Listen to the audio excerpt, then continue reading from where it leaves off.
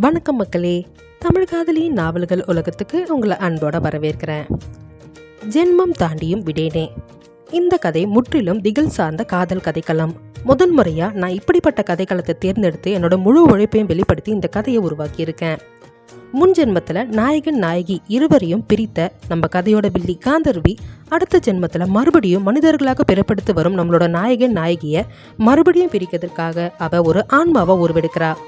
எப்படியாவது கதை நாயகன் அல்லது நாயகி இவங்க ரெண்டு பேர்ல யாரையாவது ஒருத்தரை கொண்டு இன்னொருத்தரை மனசளவில் துடிக்க வைக்கணுங்கிறது தான் காந்தர்வியோட எண்ணம்.